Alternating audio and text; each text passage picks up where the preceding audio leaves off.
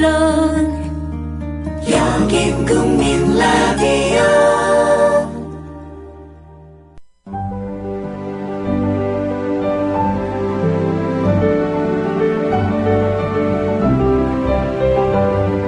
하종강의 노동학개론.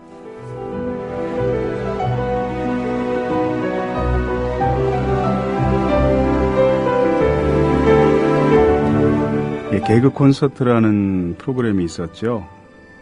맨 마지막에 봉숭아학당이라는 코너가 있었는데 그 코너에 한동안 나왔던 왕비호라는 캐릭터 기억하시죠?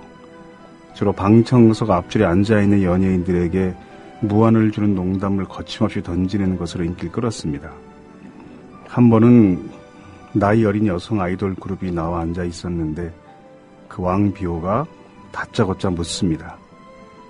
야, 너희들 인수분해 할 줄 아냐? 학교는 다니냐? 방청석에서 웃음이 터졌습니다. 아마 인수분해 잘 할 줄 몰랐을 겁니다. 학교도 제대로 다니지 않았겠죠.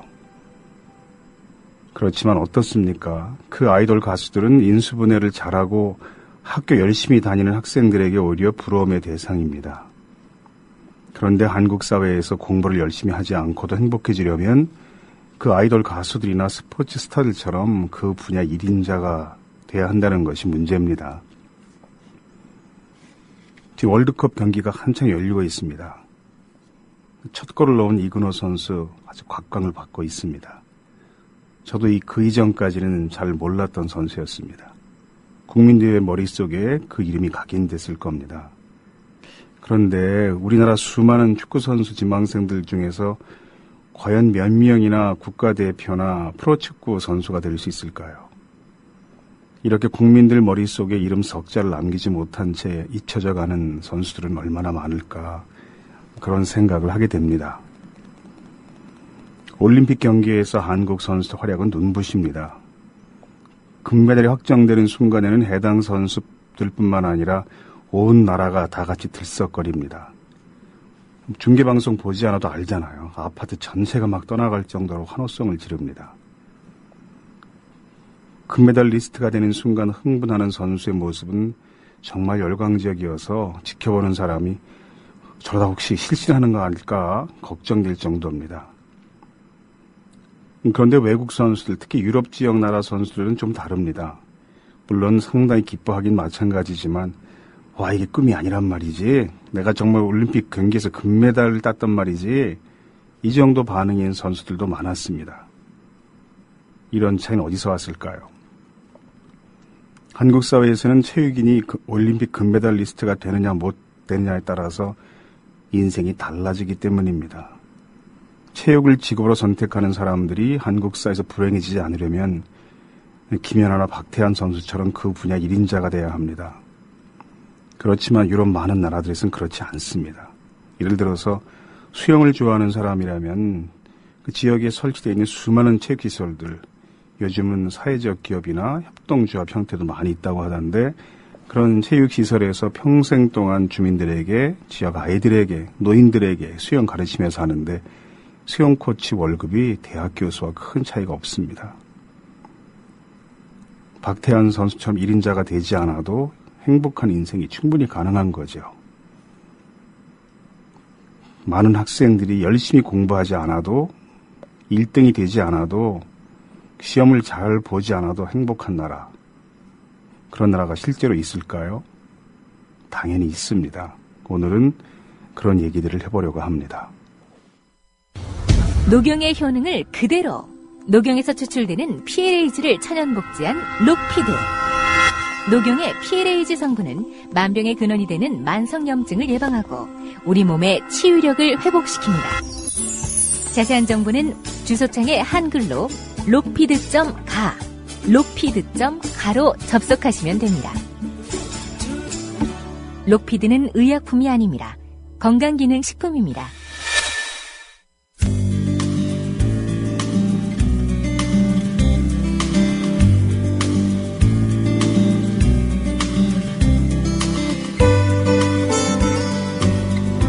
하종강의 노동과 꿈.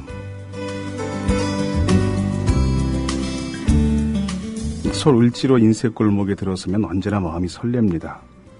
80년대 초 그 암울한 시기에 그 유인물 원고를 품속에 감춘 채 인쇄해줄 고마운 인쇄업자를 찾아 수천 개도 넘는 인쇄소들을 헤집고 다니던 기억이 며칠 전의 일처럼 가슴에 되살아납니다. 그 인쇄 잉크가 뿜어내는 그 골목 특유의 냄새를 맡으면 우리를 쫓던 수사기관원들과 버리던 숨바꼭질이 지금까지도 계속되고 있는 것처럼 느껴져서 저도 모르게 오금이 저려와 쓴웃음을 짓습니다. 한 번은 그때 국민운동본부라고 있었습니다. 국본이라고 불렀는데 거기서 홍보물 제작을 책임졌던 선배가 인쇄물을 다 찾아가지고 나오려고 하는데 수사기관원들이 아마 그때 보안사 요원들이었을 겁니다. 그 근처 어느 인쇄소에서 국본 인쇄물을 만든다는 정보를 입수하고 골목을 지키고 있는 겁니다. 어떻게 해야 하나 한참 고민하던 선배는 봉고차를 하나 빌려서 그 단체 회원들을 쇳바이프를 들려서 한 차 데리고 왔습니다. 그리고 인쇄소 골목 입구에 봉고차를 딱 세우자마자 그 회원들이 우르르 뛰어나와서 골목을 지키는 사이에 유일 뭉치를 들고 차에 올라타 유이 사라진 적도 있었습니다. 물끄러미 바라보기만 했던 수사기관원들의 표정이 그 후에도 한참 화제거리였지요. 우리를 도와준 그 고마운 인쇄업자들은 가끔 수사기관이 발표하는 반국가단체 조직도의 인쇄책이라는 살벌한 이름으로 등장해서 함께 구속되기도 했습니다.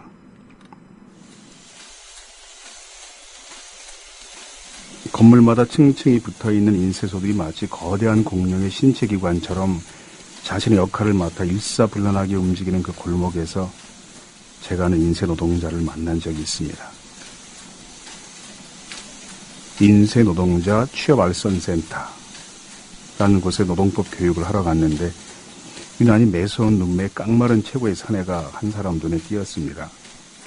아, 저 사람과는 앞으로 오래 만나겠군 싶은 예감이 들었는데 역시 그랬습니다.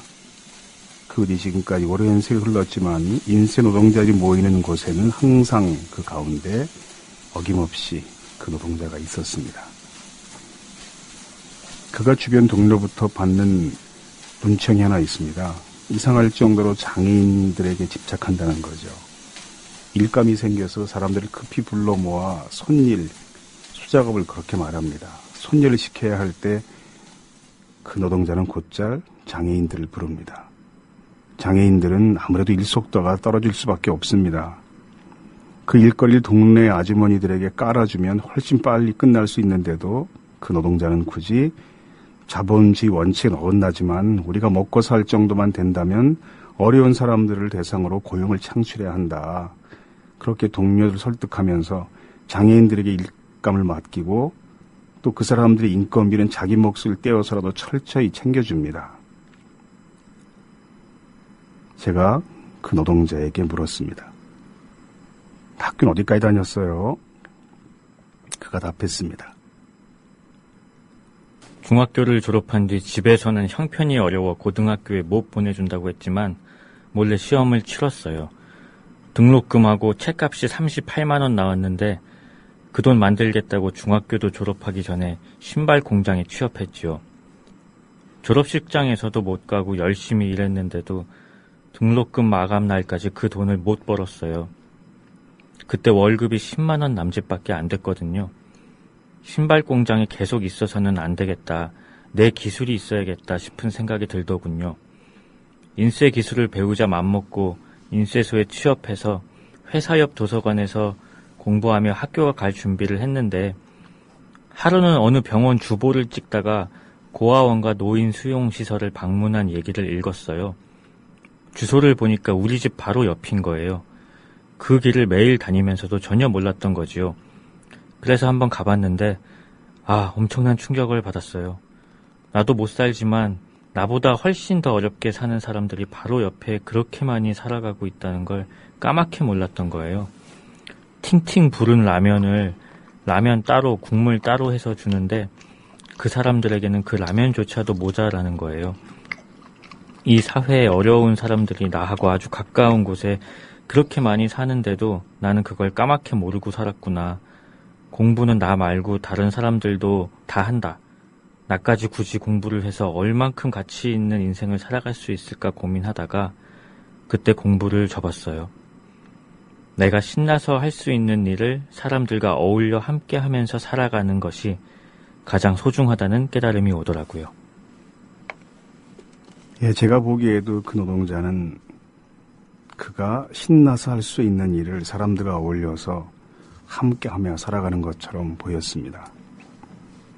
뭐 이런 사람 이름 밝혀도 괜찮겠죠? 이 사람은 지금도 인쇄 노동자들과 함께 활동하고 있는 최영현 동지입니다. 그때 공부를 접었어요.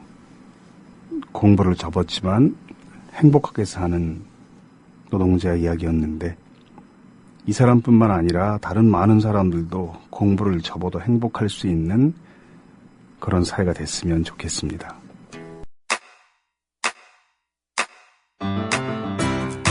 국민 라디오 지지하는 4가지 방법 아시나요? 다운로드하기, 별점 주기, 댓글 달기, 구독하기. 국민 라디오를 보다 많은 이들에게 전할 수 있는 가장 손쉬운 방법. 다운로드하기, 별점 주기, 댓글 달기, 구독하기. 잊지 마세요. 다운로드하기, 별점 주기, 댓글 달기, 구독하기.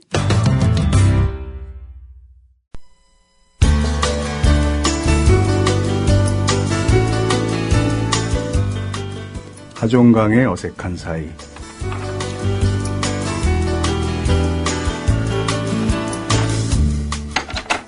실례합니다. 지나가는 나그네 온데 물 한 잔 얻어 마실 수 있겠습니까? 네, 어서 오십시오. 네, 안녕하세요. 만화 그리는 조민입니다. 과객이 나그네로 바뀌었네요. 뭐 지나가는 나그네가 한문으로 과객이죠. 예, 조금씩 이제 바꿔서 해봅시다. 그것도 재밌더라고요. 오늘은 교육 이야기를 해보려고 하는데요. 네네. 지난번에 이제 다른 만화가였던 것으로 기억하는데 그런 말 하더라고요. 주호민 작가는 대학에 다니지 않은 것만큼 시간을 절약한 거라고. 그래서 데뷔가 빨랐다고 만화가라서. 근데 그런 말에 대해서 어떻게 생각합니까? 제가 25살에 데뷔를 했는데 제 남자치고는 좀 빠르게 한 편이거든요. 근데 그게 꼭 대학에 다니지 않아서 시간이 절약됐다는 것도 저는 약간 동의하기는 좀 어려운데요. 왜냐하면 그렇게 따지면 요즘은 뭐 대학교 나와봤자 다 공무원 시험 준비하는 사람 되게 많은데 네. 그럴 거면 차라리 중학교 때부터 공무원 시험 준비해서 20살에 바로 9급 시험 쳐서 공무원 되면 그게 시간을 과연 절약한 것인가? 아, 공무원 시험 얘기 나왔으니까 말인데 네.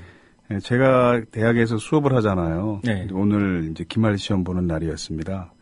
근데 공무원 임용시험 합격한 학생이 있었어요. 네. 근데 시험을 열심히 보는 거예요. 네. 답안지도 충실히 쓰고. 네. 그래서 제가 아니 공무원 시험에 합격한 사람이 너무 시험을 잘 보면 민폐지. 학생은 다른 학생 밑에 좀 깔아줘야지 성적을. 네. 그랬더니 시험보다 학생들이 웃던데 자기가 공무원 된 뒤에도 대학원에 진학해서 네. 공부를 야무지게 해볼 꿈이 있다. 그래서 학점도 잘 받아야 된다. 네. 그러더라고요. 예. 그래서 저는 뭐 그게 절약됐다는 생각은 딱히 안 하고. 근데 빨리 출세했다 뭐 이런 뜻 아닐까요? 아니, 그리고 다니지 않은 게 아니고 다니다가 네. 학교가 없어진 겁니다. 다녔어요. 예, 그 얘기 좀 자세히 들어봅시다. 네. 정확히 말씀드리면 대학은 아니고 제가 직업 전문 학교에 이제 갔었습니다. 네. 서울에 있는 학교인가요? 네, 서울 남영역에 딱 있는, 네 군데가 서울에 직업 전문 학교가 남아 있는데 지금 그 중에 하나였겠군요. 예. 네, 서울 남영역에 있는 아세아 항공 전문 학교라고.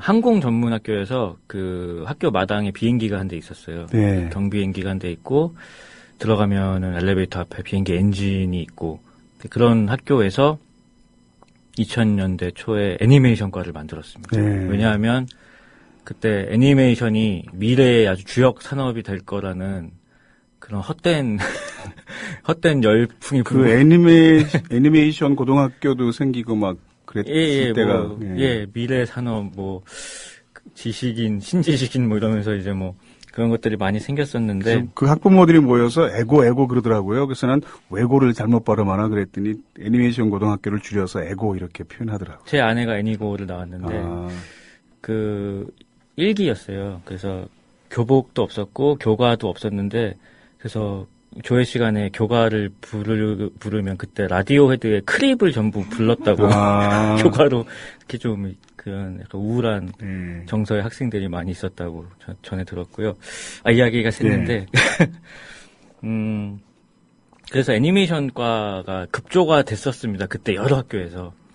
그리고 저도 거기에 들어갔어요. 그래서 2년제였는데 2학년 1학기까지 공부를 하고 이제 군대 갈 때가 돼서 한 학기를 남겨놓고 이제 군대 갔습니다. 그리고 2년 남짓 군 생활을 하고 이제 복학을 하려고 그 학교 홈페이지에 접속을 했는데 애니메이션과가 없는 거예요. 그래서 이 홈페이지가 리뉴얼이 됐나? 이러면서 그 학교에 전화를 했는데 그 사이에 애니메이션과가 폐과가 됐다. 네. 그래서 다른 과로 편입을 하셔야 될 것 같다고 했는데 뭐 항공정비학과 비파괴 검사학과 뭐 이게 전부 이런 거였어요. 그래서 뜬금없이 그렇게 돼가지고 그때 그과로 갔으면 주호민이라는 훌륭한 작가는 탄생하지 못했겠네요. 지금 활주로 있었을 수도 있습니다. 그래서 그때 이제 학교를 그만두고 뭐 이것저것 아르바이트를 하면서 만화를 그리기 시작했었죠. 네. 그러면은 절약했다고 하는 기간이 한 학기 정도네요. 그래봐야. 2학년 1학기까지 다니고 네, 2년제 그렇죠. 학교를 군대 갔으니까. 네네. 예. 그렇습니다. 네. 굳이 딱히 절약된 것 같지는 않습니다. 그래서. 그 대학 졸업장이 없지만 지금 뭐 정말 부럽지 않게 성공한 만화가잖아요. 아니 뭐 만화로 먹고 살고 있으니까 뭐 성공했다고도 볼 수 있죠. 근데 그러니까 어떤 사람이 취미와 직업을 연결시킨 사람이 가장 행복한 사람이다 이런 말 하는 걸 들은 적이 있는데 무슨 취업 안내 강사가 하는 말이었는데 근데 주호민 작가도 취미와 직업을 같이 연결시킨 대표적인 예 같은데요. 네, 주변에서 이제 그런 말을 굉장히 많이 들어요. 특히 고등학교 동창들한테 야 너는 네가 좋아하는 일 해서 참 좋겠다고 하는데 물론 뭐 그런 면도 있지만 이게 취미가 직업이 되면은 예전에는 만화를 그리고 싶었을 때 그렸는데 지금은 매주 12페이지나 20페이지씩 매주 그려내야 되니까 그게 가끔은 괴로울 때도 있고 뭐 그렇습니다. 그래도 하기 싫은 거 하는 거보다는 훨씬 나은 것 같긴 해요. 네. 그 만화 얘기 나왔으니까 혹시 만화가를 지망하는 사람들이 주변에 보면 굉장히 많고 집안마다 거의 한 명씩 있을 정도로 많은데 네. 아주 상투적인 질문이고 그동안 수없이 많이 받아본 질문이겠지만 만화가를 지망하는 사람들에게 네. 교훈삼아 한마디 하고 이 코너는 일단 넘어갑시다. 네, 그 출구 전략을 항상 염두에 두시고 작업을 하시는 게 좋습니다. 그러니까 만화가가 아니면 안 된다라는 생각으로 작업을 하면 실제로 안 되면 죽어야 하기 때문에 죽을 각오로 하면 했다가 안 되면 죽어야 되기 때문에 언제나 이제 다른 일을 염두에 두고 하시는 게 나중에 만화가 잘 안 돼도 좀 데미지가 적지 않을까 전 이런 생각을 삶에 실패하지 않을 수 있는 네, 그러니까 꼭 그러니까 만화가가 사실은 어떤 기본적인 실력이나 이제 센스가 보장이 돼야 하는 직업이긴 하지만, 네, 아직까지 우리나라에서는 센스, 이렇게 타고난 부분이 굉장히 큰 부분 같아요. 네. 어떤 노력으로 대체가 안 되는 부분이 있어서, 그러니까 이 길이 아니면 안 된다 같은 그런 어떤 결사의 각오는 좀 자제하는 게 나중을 위해서도 좋지 않을까 생각합니다. 그건 제가 이제 그 노동상담 하면서 처음 회사를 상대로 법정 투쟁을 시작하는 소송을 시작하는 노동자들에게도 가끔 하는 얘기인데 여기 일생을 다 걸고 하지 말고 혹시 우리가 원하는 성과가 얻어지지 않더라도 그럴 줄 알았다. 다음에 산을 또 넘을 수 있는 그런 마음으로 하자. 그래서 제가 밑자의 본전이다 이런 생각을 해봅시다. 그래서 법이라는 게 노동자의 유리가 해석되지 않는 세상이니까. 근데 제가 그렇게 처음에 이야기하는 이유는 처음에는 그렇게 시작했다가도 이 사람이 이제 오랫동안 한 번 소송을 제기하면 이게 몇 년 가잖아요. 네. 그때 활동했던 동지들도 다 흩어지고 조직도 없어지고 오로지 자기 활동의 흔적으로 남은 게 이 소송 하나밖에 없으면 네. 자기도 모르게 이 소송에 의지하게 돼요, 사람들이. 네. 그래서 막 상담하러 만나면 이 소송에 지면 제 인생 끝납니다. 막 이런 얘기 하거든요. 네. 그러다가 소송에 지면 정말 끝납니다. 그 인생이. 툴을 털고 야 이럴 줄 알았어. 그리고 산을 넘어야 되는데 네. 한 번은 이제 큰 우리나라 병원에 노동조합 만든 사람들이 전부 해고된 적이 있었어요. 네. 또 그 노동조합 설립 신고 필증을 받으러 행정관청에 갔다가 돌아보니까 막 노동조합 사무실 집기가 다 길바닥에 내팽개쳐져 있고 책에 건장한 사내들이 와서 막 못 들어가게 막고 있고 이러면서 노동조합 탄압을 받은 노동자들이 있었는데 그 중에 이제 곱상하게 생긴 말도 조용히 하고 생전 화도 낼 것 같지 않은 노동자가 한 명 있었습니다. 그런데 그 소송을 진행하는 동안 그 사람만 계속 안 보이는 거예요. 나중에 얘기를 들었더니 딸이 하나 있었는데 그 세대로 살던 집이 2층이었는데 거기서 놀다가 떨어졌는데 그만 죽었다는 겁니다. 그래서 그 간부들이 영안실에 가서 밤새고 새벽에 오는 길이라고 재판 당일날 아침에 부시해가지고 왔더라고요. 네. 그래서 이제 그분은 그걸 같이 진행하지 못했죠. 네. 그럼 몇 달 지난 다음에 그 사람 혼자 다시 소송을 이제 진행하기로 했어요. 네. 딴 사람들은 이미 다 진행 중이고. 네. 근데 그분이 와서 다른 직장에 취업했다고 명함 내밀면서. 네. 그 제가 설득을 했죠. 이게 우리가 원하는 성과가 얻어지지 않아도 네. 네. 좋은 인생 공부했다 이런 생각을 하고 믿져야 본전이라고 생각하고 시작해 봅시다. 네. 골프를 취미로 즐기는 사람들이 골프 때문에 수천만 원 들인다는데 네. 이걸 혹시 취미라고 생각한다면 이건 정말 수억 원을 들여서도 할 수 없는 소중한 경험이니까 네. 믿져야 혹시 안 돼도 믿져야 본전이라고 생각하고 시작해 봅시다. 네. 그랬더니 그분이 앉아 있다가 결국 본전은 아니죠. 우리 딸이 죽었을 때 제 아내가 저한테 맨날 노동조합 한다고 딸하고 한번 놀아본 적 있냐고 나한테 얼마나 그랬는데요. 네. 절대 본전은 아니죠. 그리고 눈물을 뚝뚝 흘리고 앉아 있어가지고 네. 야 이런 말도 함부로 할 게 아니다. 제가 그때 반성 많이 한 생각이 불현듯 나는데 요 얘기 정리하기 전에 주호민 작가 열심히 얘기하는 걸 물끄러미 보고 있다 보니까 며칠 전에 주호민 씨가 그 페이스북에 올린 사진이 엄청난 반향을 일으키고 있는데 9년 전에 사진을 올리셨더라고요. 사람들이 그 밑에 머리가 있네요.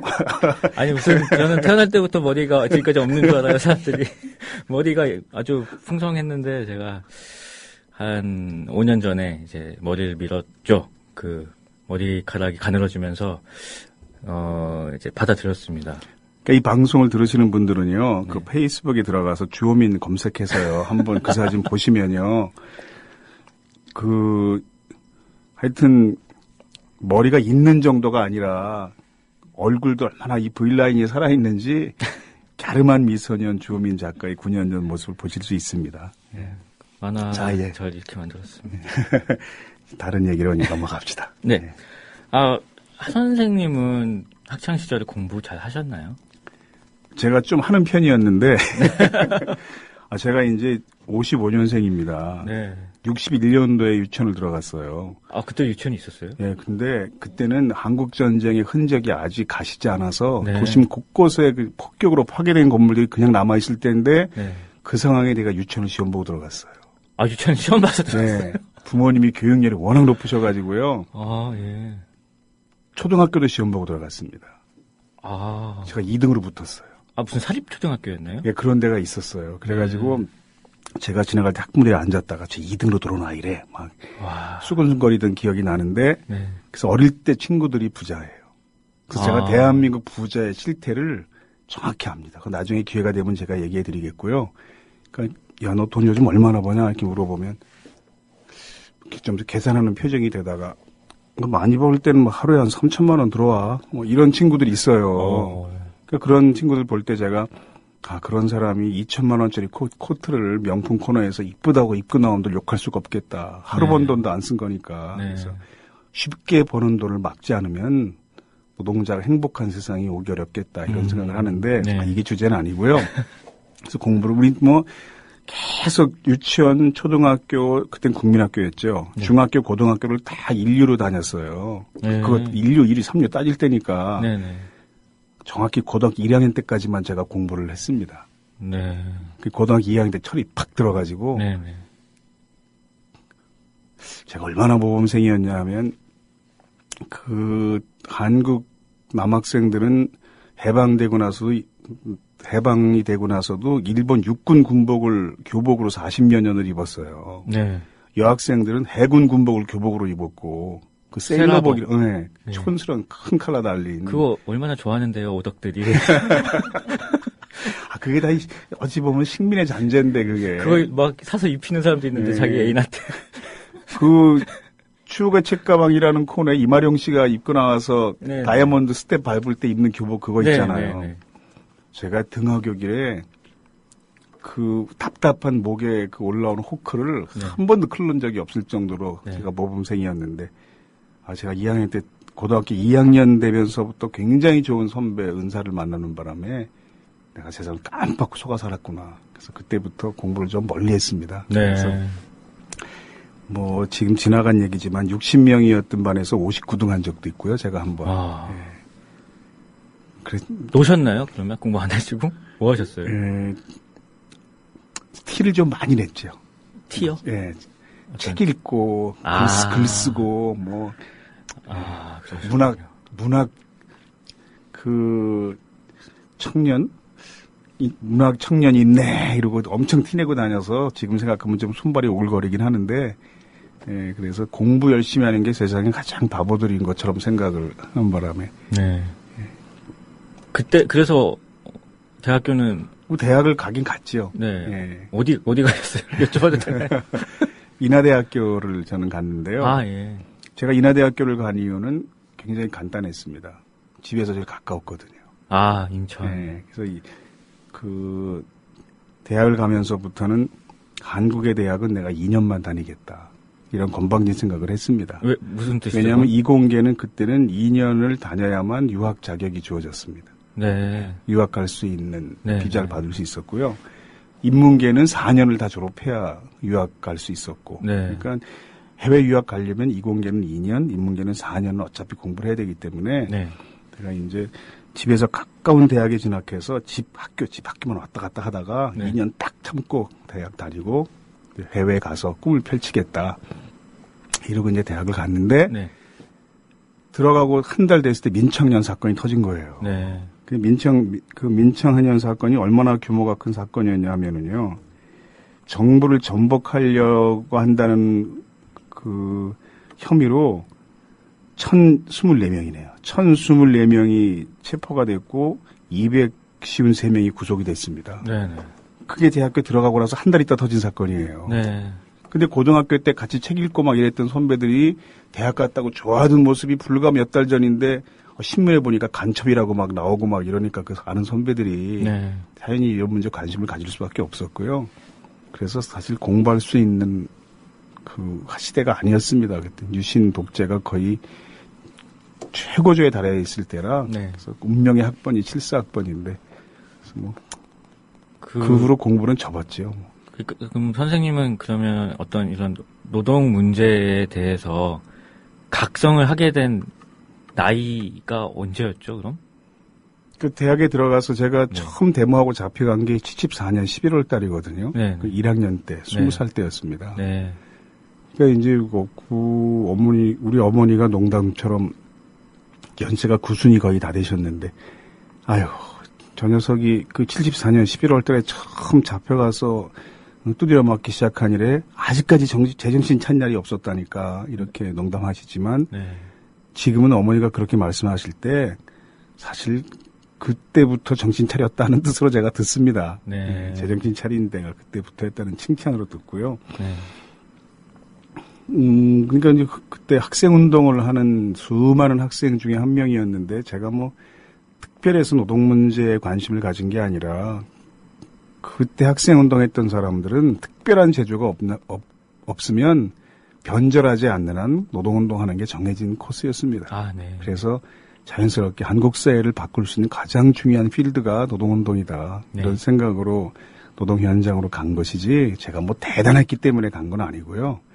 그때 다른 예를 들어 자기가 문화적인 재능이 있어서 문화운동을 할 사람들은 문화운동으로, 네. 농민운동으로, 네. 여성운동으로. 근데 평범한 인자들은 대개 그냥 학생운동 했으면 변절하지 않으면 노동운동으로. 이게 정해진 순서여서 큰 고민 없이 노동 문제를 제 삶의 주제로 선택하게 된 겁니다. 아, 네, 딴 얘기 합시다. 네. 그 처음에 오프닝에서 마지막에 공부 열심히 하지 않아도 행복한 나라가 실제로 있다라고 하셨는데 역시 또 북유럽 쪽인가요? 예, 그렇죠. 근데 북유럽도 좀 차이가 있고 북유럽이 다 좋은 건 아니지만 사실 우리가 북유럽 얘기를 많이 하면 그 사회가 가지고 있는 문제점을 계속 지적하는 사람도 있어요. 네. 근데 우리가 그런 얘기 할 때는 그 정도만 돼도 지금 우리 상황에서 볼 때는 네네. 굉장히 개선된 상황이다. 그러니까 네. 충분히 참여할 여지가 있고 참고할 만한 가치가 있다는 뜻입니다. 네.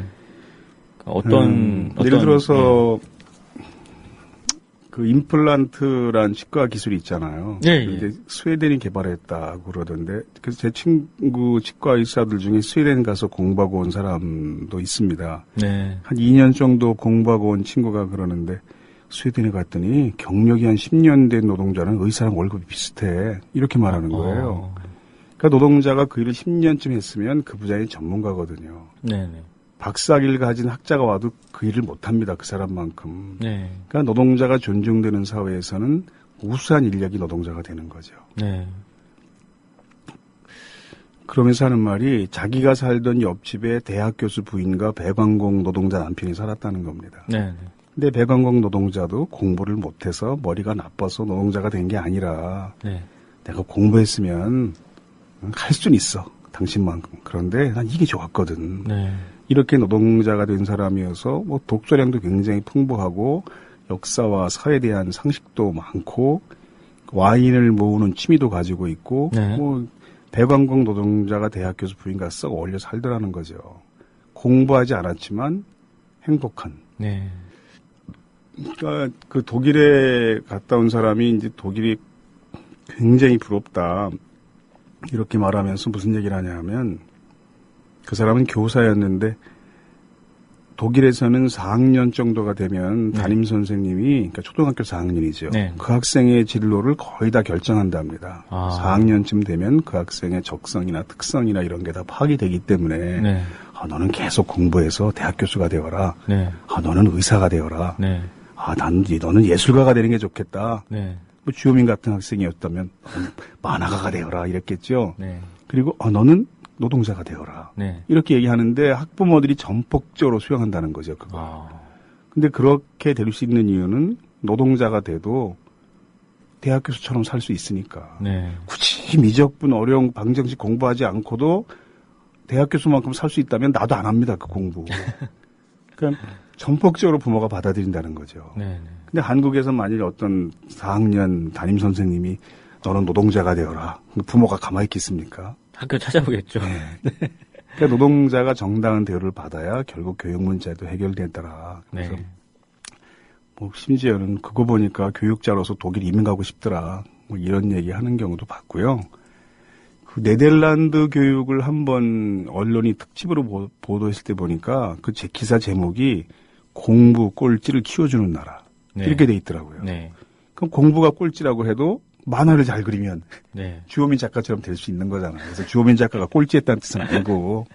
아니, 여기서 꼴찌 얘기를 하셨는데, 핀란드 같은 나라에서는 무슨 뭐 꼴찌니 뭐냐 이런 등수 자체가 아예 없다고 들었는데. 네, 거긴 법으로 이제 학교에서 경쟁을 금지하고 있다. 이렇게 알려져 있고, 네. 성적표가 있지만 성적표에 등수를 표시할 수 없도록 규제하고 있다는 건 다 알려져 있거든요. 네. 네. 근데 사실 핀란드는 성적표에 등수가 없을 뿐이지 경쟁을 시키지 않는 건 아닙니다. 핀란드는 굉장히 빡시게 공부시켜요. 네. 그러니까 핀란드의 성적표에 등수가 없는 이유는요. 네. 이런 겁니다. 이 학생은 공부를 잘하고 이 학생은 체육을 잘하고 네네. 이 학생은 노래를 잘하고 네. 이 학생은 가장 마음이 정의롭고 네. 이 학생은 만화를 가장 잘 그리고 네. 네. 이 학생은 불행한 이웃에 대한 관심이 가장 크고 네. 이걸 어떻게 비교하냐 이걸 이런 개념인 거거든요. 그렇죠. 예. 그래서 사실은 모든 분야에서 1등을 뽑는 거는 마찬가지예요. 네. 그러니까 한 반에 30명이 있다 그러면 30명을 전부 1등으로 만드는 교육이지 경쟁을 전혀 시키지 않는 교육은 아니거든요. 네. 그래서 핀란드는 그 피사가 하는 학업 성취도 평가가 거의 매년 세계 1위입니다. 네. 굉장히 빡시게 공부시킨다는 거죠. 네. 근데 핀란드 교육이 그래서 뭐 널널하게 시험 안 보고 공부 안 시키는 것처럼 알고 있지만 그렇지는 않고요. 네. 근데 핀란드 교육 특징 중에 하나가 이제 그 12년제 학교 중에 통합 교육을 하는 학교가 있어요. 네. 그러니까 장애인, 비장애인 같이 네. 12년 동안 시험 딱 한 번 본다는 거죠. 그 시험 한 번밖에 보지 않는데 학생들이 왜 이렇게 공부를 할까? 공부를 굉장히 좋아서 즐겁게 하도록 가르칠 수 있다는 겁니다. 네. 그러려면 이제 교사의 수준도 굉장히 높아야 되고요. 네네. 한번 핀란드의 교육을 한국 방송이, TV 방송이 특집으로 보도할 때 보니까 핀란드 이민 간 한국인 청소년이 있었는데 시험 보는 장면이 나옵니다. 네. 근데 핀란드어 시험을 보는데 한국에서 이민 간 청소년이니까 잘 모를 핀란드 실력이 다른 학생보다 많이 떨어질 거 아니에요. 네네. 시험지를 이렇게 답안지를 내고 나갔는데 교사가 답안지를 한참 보더니 그 나간 학생을 다시 불러요. 네. 틀린 답을 다 가르쳐 줍니다. 네. 이거 틀렸는데 이렇게 풀어야 되고 이건 이렇게 해야 되고 틀린 답을 다 가르쳐 주고 답안지를 다시 돌려줍니다. 네. 그랬더니 다시 이제 그 학생이 머리 극적극적 긁으면서 자기 다시 돌아가서 다시 풀더라고요. 네. 틀린 답을 다 가르쳐 주는데 다른 학생들이 이의를 제기하지 않습니다. 아. 시험 볼 때. 이유는 이제 등수 개념이 없으니까. 네네. 시험은 경쟁의 수단이 아니라 학습의 또 다른 방식일 뿐이니까. 굉장하네요. 네. 근데 핀란드 학생들이 공부를 안 하는 건 아니고요. 네네. 이제 빡시게 공부하는데 다만 이제 어찌 보면요. 영속적인 패자부활전이 계속되는 겁니다. 네. 30명 중에서 공부로 1등 1명 뽑고 나머지 29명 중에서 노래 잘하는 사람 1등 뽑고 네. 나머지 28명 중에서 뭐 그림 잘 그리는 사람 1등 뽑고 네. 30명이 전부 1등이 될 때까지 어찌 보면 이런 게 이제 핀란드 교육 방식이어서요. 네. 예, 그냥 공부를 안 시키고 놀리는 이런 공부는 아니에요. 네. 그 유럽 쪽 대학교들은 등록금이 무상이라고 알고 있는데 그러니까 무상인 나라도 있고요. 네. 이제 무상과 거의 비슷하게 굉장히 적은 나라도 있고요. 네. 제가 한번 저 지방에 세미나 하러 갔는데 우석훈 박사를 만났어요. 88만 원 세대. 네. 네. 그 박건일 씨하고 우석훈 씨가 같이 쓴 책인데 네네. 제 앞 강의를 우석훈 박사가 했더라고요. 네. 근데 비행기 시간이 많이 남는다고 제 강의 끝날 때까지 기다렸다가 차 한 잔 마시고 가겠다고. 그래서 한 2시간 같이 얘기할 기회가 있었는데 그때 우석훈 박사가 저한테 이제 무슨 얘기를 해줬냐 하면 90년에 이제 파리 대학에 유학을 갔어요. 우석훈 박사가. 네. 근데 프랑스 대학은 전부 국립대학입니다. 네. 사립대학은 없고요. 교육은 국가의 책임이다 이런 철학인 거죠. 네. 90년에 파리 대학에서 대학원을 처음 다닐 때 등록금으로 1년에 6만 원 정도 냈다는 겁니다. 네. 등록금으로. 그리고 95년에 마지막 등록금을 냈는데 그때 박사과정 교수 지도비까지 합쳐서 한 10만 원 정도 냈다는 거예요. 네네. 대학원 등록금을. 네. 우리는 뭐 대학원 박사과정까지 밟으려면 1억 이상 들겠죠. 근데 이제 그건 우석훈 박사가 쓴 글에도 나오는 내용인데 네. 그날 차 마시면서 무슨 얘기를 하냐 하면 프랑스를 얼마 전에 방문했더니 대학생들이 수만 명이 파리 시내 모여서 데모를 하던데 보니까 대학원 등록금이 30만 원으로 올랐다면서 학생이 무슨 돈이 있어서 등록금을 30만 원 내냐 그러면서 이제 엄청 분노하더라고요. 그러면서 그런 얘기를 그때 들었어요. 그러니까 우리는 지금 뭐 1년에 거의 1,000만 원씩 내면서 그렇죠. 대학을 다녀야. 그러면 그러니까. 그 대학 등록금이 그렇게 싸면 다 대학에 가나요? 그 유럽 사람들은? 예를 들어 핀란드 같은 나라는 뭐 대학원 과정까지 다 무상 교육이거든요. 그러니까 아니, 진학률이 그러면은. 네, 그러니까 이제 무상 교육 프랑스나 독일 이런 데는 약간의 등록금이 있고요. 네네. 독일 같은 경우는 이제 왜 외국에서 유학원 학생들에게까지 그런 혜택을 주냐 이래가지고 이제 그 제동을 걸려고 하고 있고 네. 이 핀란드 이런 나라는 아예 등록금이 없고 네. 오히려 박사과정 공부할 때 매달 그 학습 지원비까지 받을 수 있고 네. 그런데 그런 나라 대학 진학률이 우리보다 훨씬 낮고요. 네. 대부분 뭐 절반을 밑돕니다. 네. 그러면 왜냐하면 대학에 안 가도 아까 말씀하신 것처럼 충분히 먹고 살 수 있기 때문에 예. 굳이 뭐 공부가 필요하지 않아요. 그러니까 저도 대학 가지 않아도 주호민 작가처럼 될 수 있다면 절대 안 가죠. 저도 대학을. 뭐라 가서 어려운 그 미적분 그 공부하겠어요. 그 머리 터지게. 아니 아까 그러니까 우리나라는 굉장히 이제 학벌 사회잖아요. 갑자기 아까 생각난 저희 집안 에피소드가 하나 있는데 이게 저희 외삼촌분이 이렇게 청와대에서 이제 일을 하셨었어요. 이제 예. 뭐 한국은행에서도 일을 하시고 하여튼 경제통이세요. 근데 서울대를 나오시고 그 소망교회를 다니시고 그런 분이세요. 근데 누구하고 친하겠네요, 그러면. 그러니까 근데 그분을 그래서 저 이명박 대통령한테 무슨 만화 대상을 받았나, 주호민 작가가. 아니 근데 그 친척 모임에서 MB 각하를 굉장히 씹으시는 거예요. 그래서 아니 이렇게 서울대도 나오시고 소망교회 다니시고 이제 같은 저는 라인으로 봤는데 왜 싫어하실까라고 여쭤봤는데 고대 나온 주제에 이러는 거예요. 그래서 와 이거 장난 아니구나. 그러면서 이제 깜짝 놀랐던 그 예전에 그 이회창 총재도 뭐 거기 나와도 기자할 수 있어요. 뭐 그랬다잖아요. 그래서 그 나이 때 분은 정말 그 학벌에 대한 그게 엄청나구나. 그거를 또 이렇게 느꼈던 적이 있었습니다. 아, 그렇구나. 그러니까 또 생각나는 일이 있는데 민예총이라는 단체가 있잖아요. 네.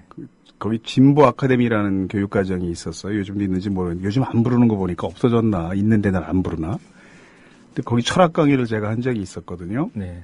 근데 첫날 참석자들이 돌아가며 소개를 하는데 어떤 준수하게 생긴 청년이 대학교 학생회에서 활동합니다. 한청년 소속입니다. 이렇게 소개하더라고요. 네. 근데 그날 끝나고 나서 저를 그때 민예청 그 사무실하고 강의실이 인사동에 있었는데 밤에 10시 반쯤 돼서 버스 정류장까지 저를 배웅했어요. 그 청년이. 네. 근데 대학교 학생회에서 활동한다고 자기 소개했던 기억이 나서 그냥 무심코 물었습니다. 어느 학교 다니세요? 이렇게. 근데 우리 사이에 이렇게 어느 학교 다니세요? 물어볼 때에는 혹시 우리 학교 후배는 아니나? 이런 궁금증도 있는 거거든요. 네. 근데 마침 같은 학교 출신이다. 그럼 얼마나 반갑겠습니까? 좀 잘해주고 싶고. 네. 그러겠죠. 근데 제 질문에 그 청년이 답하기를 학벌 없는 사회를 지향하기 때문에 말씀드리지 않겠습니다. 이렇게 얘기하는 거예요. 네. 제가 그 단체 회원이거든요. 얼마나 부러운 사람이 부끄럽든지 어느 학교 다니세요? 이렇게 물어봤더니 학벌 없는 사회를 지향하기 때문에 말씀드리지 않겠습니다. 그날 제가 집에 돌아와서요. 네. 제 홈페이지 게시판 다 뒤져가지고 제 학력을 다 지웠습니다. 보잘것없는 학력이기도 하지만. 네. 그러니까 저도 가끔 그런 질문을 받을 때가 있어요. 이게 초면이거나 그런데, 그러니까 나이가 아마 궁금했나 봐요. 그럴 때 몇 학번이세요? 라는 질문을 받을 때가 가끔 있어요. 근데 저는 학번이 없거든요. 뭐 딱히 뭐 직업 전문 학교이기도 하고 그럴 때마다 저는 굉장히 어떻게 대답해야 되지?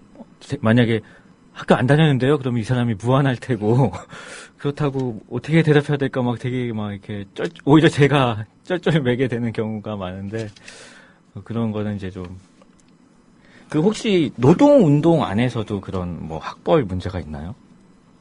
당연히 있죠. 근데 그걸 제가 얘기하면요. 저놈이 서울대 못 나와서 저래. 서울대 컴플렉스 이런 얘기를 하기 때문에 내가 정태인이라는 경제학자한테 진짜 고마운 이유가 서울대 경제학과 출신이거든요. 네. 서울대 폐지론을 주장하는 사람이거든요. 그러니까 서울대 나온 사람이 해야죠. 그건. 네. 저는 좀 학벌 치고는 나름 그래도 그 분야에서 좀 그래도 자기 자리를 잡은 거의 드문 예라고 사람들이 그러는 편이고요. 그렇게 그 학벌이 있어요. 그 노동 쪽으로. 그렇죠. 네. 뭐 그건 나중에 기회가 되면 또 자세히 하겠고요. 네.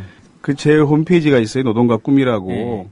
근데 그 홈페이지에서 누가 몇 학번이라고 이렇게 썼어요. 뭘 얘기하다가 그러니까 어떤 사람이 네가 몇 학번이었냐? 난 너 몇 학번인 줄 알았어. 그러니까 또 어떤 사람이 나는 몇 학번인데 그때는 그 시대가 이런 시대였어. 막 이런 얘기를 한참 주고받았더니 자기 아이들을 비정규직 노동자라고 적은 사람이 그래 너희들 학번이 있어 좋겠다 이렇게 한마디 적고 이제 얘기가 딱 끝났습니다. 댓글이 거기서. 네. 그래서 무심코 그런 이야기들도 남에게 상처가 될 수 있겠다 네. 그런 경험을 했었습니다. 그 경쟁을 시키지 않으면 그러니까 학생들이 공부를 하지 않을 거라는 생각을 이제 많이 하잖아요. 네, 근데 그렇죠. 그런 부분에서는 노동자들도 그런 교육 문제만큼에서는 좀 보수적이지 않나요? 그러니까 노동자들의 성향 때문에 그런 게 아니고 네. 한국 사회에서 워낙 그런 학벌 중심의 네. 학력 중심의 폐가 있다 보니까 뼈 빠지게 벌어서라도 대학을 어떻게든 보내야 되는 풍토 때문에 자기 자녀 교육에 대해서 노동자들도 노동자적이지 못한 시각을 갖는 거거든요. 아니 뭐 이렇게 뭐 나처럼 고생하지 말아라 그런 느낌인가요? 그러니까 이제 그렇죠. 네. 근데 사실 그 교육 문제는요, 교육 문제만 가지고는 절대로 풀리지 않고 네. 노동자가 정당한 대우를 받는 사회가 되지 않으면 네. 절대 안 풀립니다. 네. 그러니까 교육 문제가 해결되려면 노동자들이 정당한 대우를 받는 사회가 우선 돼야 되고요. 제가 한 번은 라디오를 이제 운전하면서 고속도로에서 듣다 보니까 그 주부 대상 프로그램 있잖아요. 네. 오전 시간에 남녀 진행자가 나와서 이렇게 사연 소개하는 네. 고3 수험생 엄마가 쓴 편지를 소개하는 내용이 뭐냐 하면 아들이 고3이 되더니 동네 학원에도 보내달라고 이렇게 때를 쓰더랍니다. 네. 근데 가계부를 아무리 맞춰봐도 학원 보낼 비용이 안 나오더래요. 네. 그래서 못 보냈대요.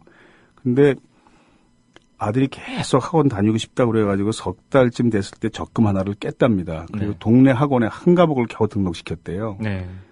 아들이 학원 가는 첫날 밥을 차려주고 밥 먹는 아들 모습 보면서 엄마가 느낀 걸 편지 사연으로 쓴 건데 우리 아들은 이렇게 스스로 공부하려고 노력하는 훌륭한 아들인데 네. 부모는 무능해서 아들을 동네 학원도 못 보내주는구나. 네. 이런 생각으로 굉장히 우울하더랍니다. 네. 근데 아들 녀석이 아무 소리 안 하는 거 밥만 다 퍼먹고 나서 학원 간다고 나가다가 현관에 딱 서서 돌아서더니 하는 말이 엄마 내가 가서 그 돈보다 더 많이 배우고 올게. 그랬다는 거예요. 그러니까 그 아이가 다 느낀 거죠, 그게. 그래서 제가 그거 모기래가지고 운전을 못할 정도로 웅크랬는데 이게 사실 모든 노동자가 아이들을 키우는 모습이에요. 네. 근데 그렇게 할 수밖에 없는 이유는 그런 빡시게 사교육시키고 막 이러지 않으면 그의 삶이 불행해질 거라는 불안감 때문이거든요. 네. 그러니까 노동자가 돼도 충분히 행복하게 살 수 있다면 그렇게 뼈 빠지게 사교육시킬 필요가 없는 거죠. 네.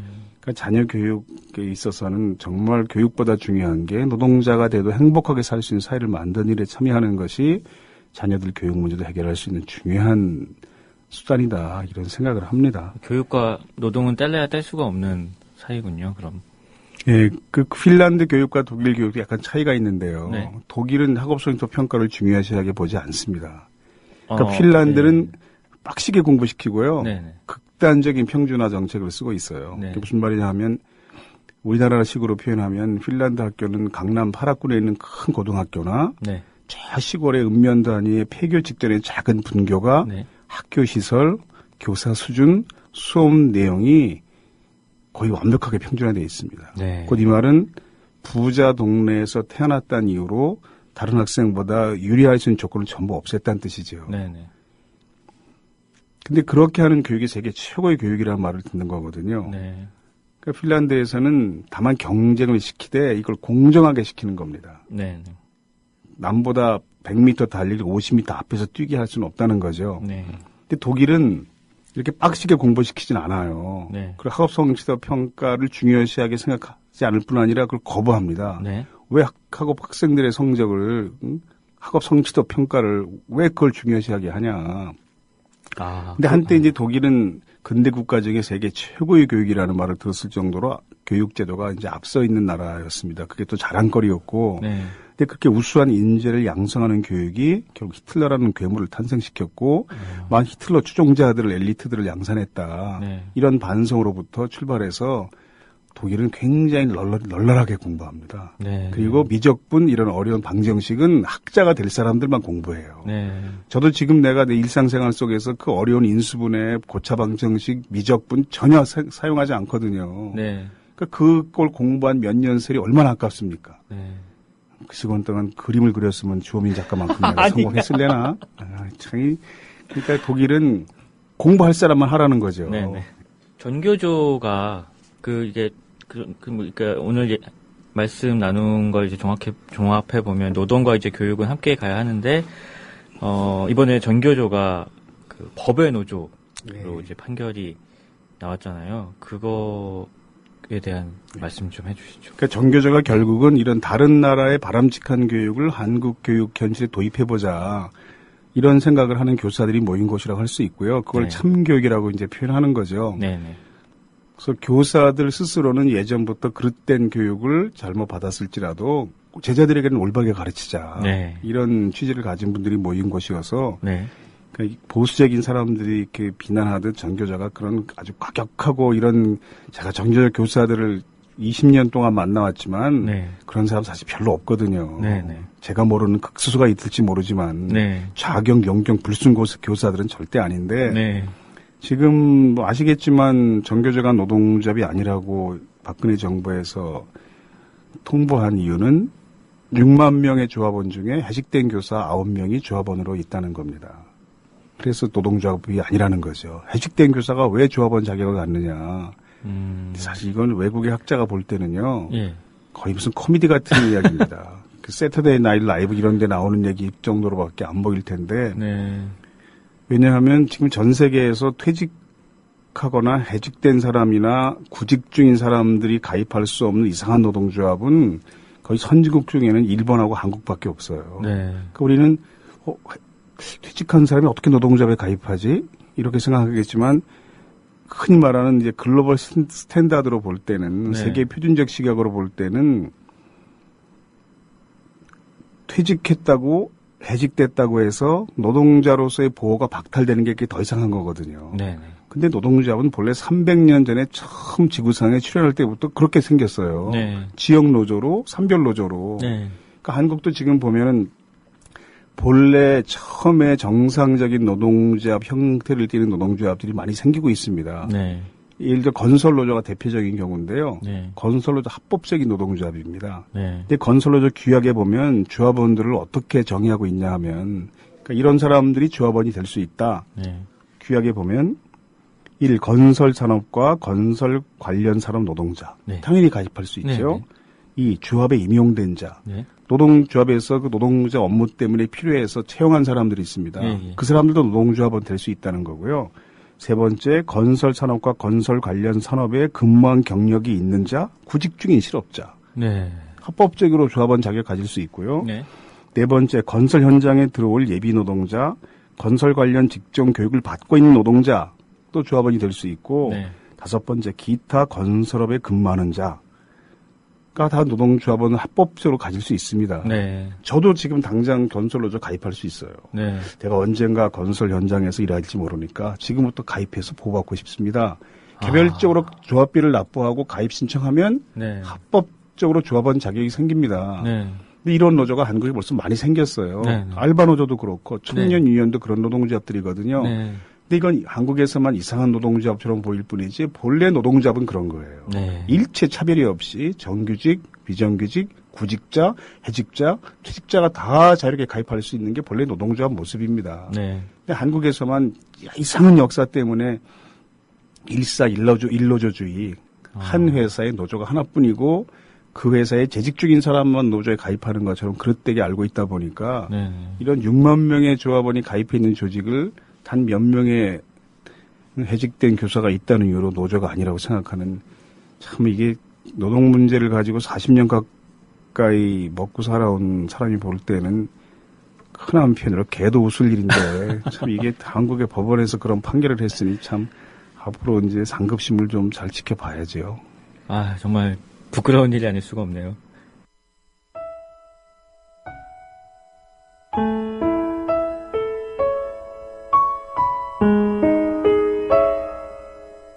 노동자의 소박한 꿈 한 올 한 올이 모여 세상의 행복을 완성합니다.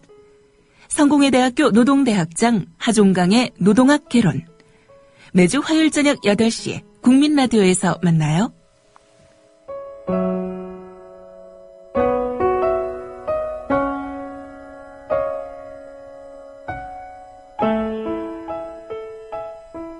이번에 많은 진보적 교육감이 당선됐다는 것은 교육이 제대로 돼야 한다는 국민들의 열망, 그리고 교육이 중요한 의자가 됐을 때 우리 진보가 승리할 수 있다는 것을 보여주는 것이라고 할 수 있습니다. 그러니까 교육감 선거는 다른 단체장 선거와 달리 정당 지지도와 거의 무관하게 진보적 성향이라는 것을 분명히 알고 선택한 선거잖아요. 그동안 진보적 성향 교육감들이 혁신학교 등에서 보여준 성과를 학부모들이 신뢰하는 거죠. 경쟁에 내몰지 않고도 충분히 아이들에게 바른 교육을 할 수 있다는 것을 그동안 진보적 교육감들이 보여준 겁니다. 그러니까 부모들은 아이들의 경쟁에 어쩔 수 없이 내몰면서도 좀 미안해하고 있었던 거죠. 다른 부모들이 모두 하니까 어쩔 수 없이 하고 있었다는 겁니다. 너희들이 답안을 가지고 있으면 우리는 표를 준다는 것을 보여준 선거입니다. 그러니까 다음 선거, 다음 총선, 다음 대선에서는 교육을 중요한 의제로 선정해서 우리가 승리할 수 있을 것이다. 이런 이야기들을 많이 합니다. 교육이 우리 사회의 희망입니다.